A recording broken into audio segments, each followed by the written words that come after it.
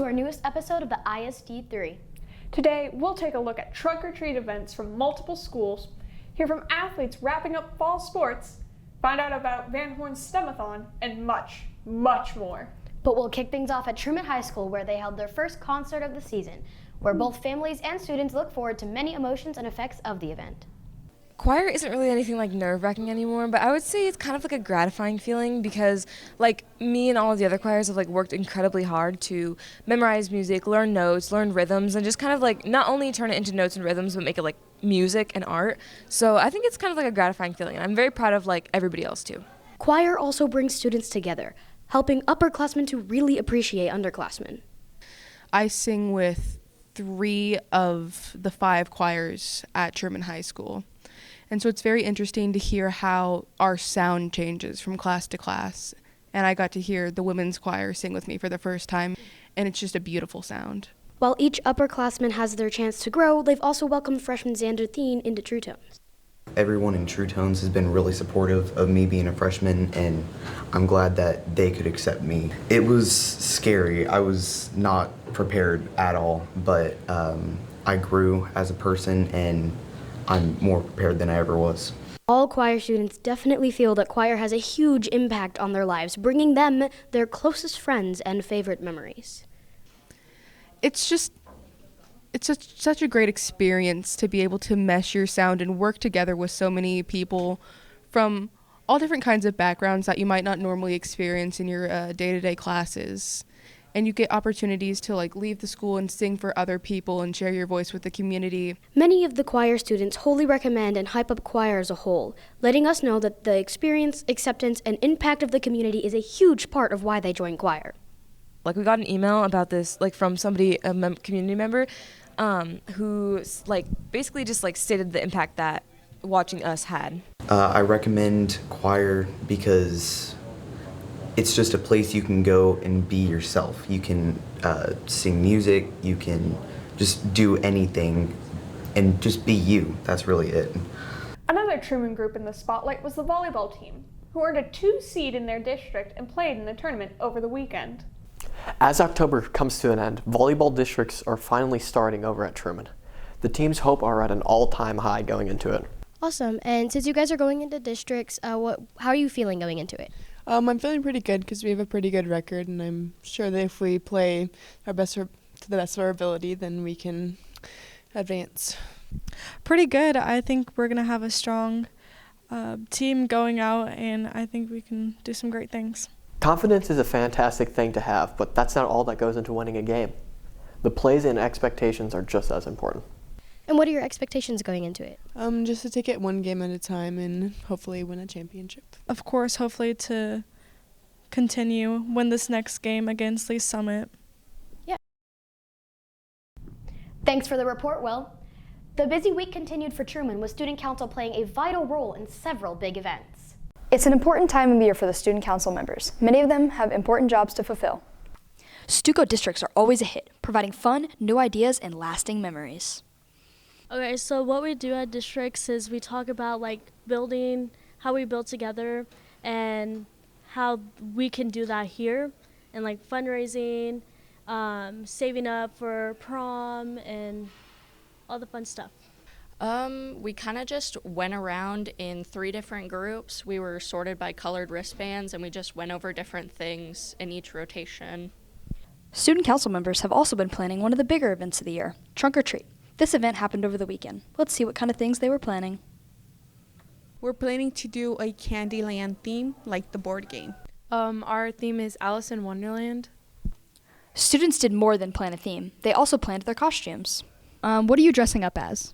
The White Rabbit. Beyond the costumes, students also brought plenty of games and candy.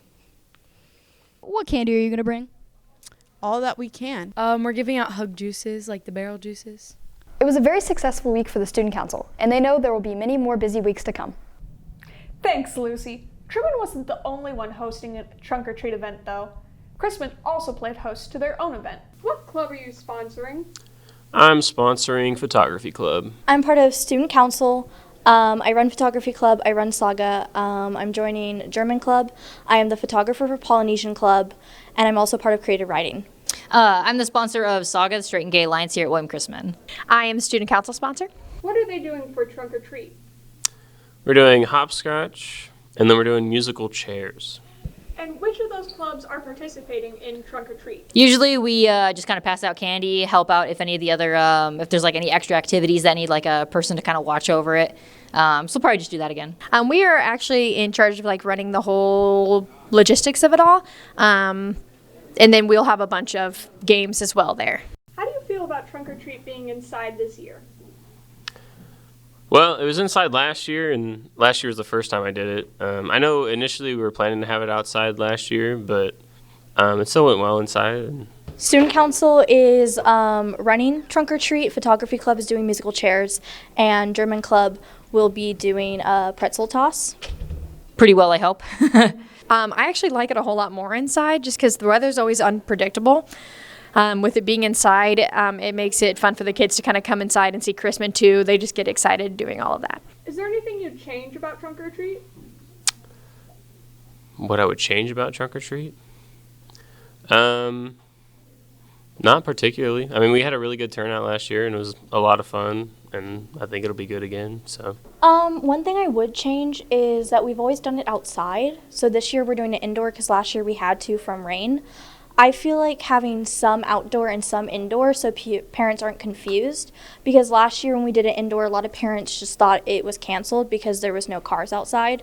So I think doing it half indoor, half outdoor would be a good idea. I think it was inside last year as well. If the kids got like, it depends on like their costumes and if it's cold or not. Because if it's cold, it's probably, or like rainy like it was last year, it's probably a good idea to have it inside. Not this year so far. In the past, it's been to like get more clubs and activities involved, but we have over 20 now that are going to be in it this year, which is awesome. Our involvement has increased a whole ton this year. Over at Van Horn, the football team wrapped up their regular season, and they hosted a Stem-a-thon. Now, for a little news about what's going on at Van Horn. The Falcons had a big battle with Pembroke Hill on Friday, and Pembroke Hill is bringing some tough competition to the Falcon with their undefeated season so far. Upcoming game is going to be exciting. They're an undefeated team. Hopefully, we will be able to break that record of theirs. And it's going to be a tough game. I'm positive on the outlooks for Van Horn. I'm pretty sure we will win. It's going to be a tough battle, you know. It's going to be another dogfight like we have our last few games, but I feel like it's going to be a good conference title game, you can say, to share the conference title, but I'm hoping to come out with a victory. It's going to be a tough game. We just got to play our hearts out this week. That's what it is. I'm expecting to see a lot of finishing. They're a team that's running through the ball no matter what it is. Pembroke Hill comes into the game undefeated, and the Falcons believe they'll need to be at their best to come away with the win. I don't think we're ready yet, but by the time we get there, I'm pretty confident we will be. Yes, I do. Yeah, and we have more preparedness to come this week. We got to started yesterday. Film really just starts yesterday. We have to build off of that. We're prepared, but there's nothing wrong with being more prepared. You know? The Falcons know that they face fierce competition this Friday, but they are prepared for the challenge. I think they've had a easy roster, you know. They've had really easy teams. I think that really helped them keep their undefeated record, but we can't take it for granted either. I mean, the undefeated season. That's every team's goal, really, to go into the playoffs undefeated, you know, continue the undefeatedness into the playoffs, but they're good for them, you know. I don't think they've played any competition. At Van Horn, the 9th annual Stem-a-thon is occurring, selling burritos, taquitos, and other foods in the Van Horn courtyard. I went out and asked some students in the STEM questions pertaining to their academy. The first question I asked was what they were most excited for at Stem-a-thon this year. Everybody's science experiments and what they'll do and what people will see. Just getting to show people how this stuff works. Pine people, of course. I'm so ready. All the teachers, students, everybody. So please be ready to get fired. My most favorite, the table I'm most excited for. I think I'm probably most excited for the pumpkin volcanoes and the wacky science table, of course. Another thing about students in the STEM Academy wanted to talk about was what they were participating in Stem-a-thon. I am with the food, but everybody else's project seems to be very exciting, so I hope everybody comes and enjoys what we do here. Exploding, water rockets. We are selling candy bags for $1. They're very cute. They have the best candies, and we're also doing trivia. Thanks, Joe. And that wraps up this week's edition of ISD 3. We'll see you in a couple of weeks with another new episode.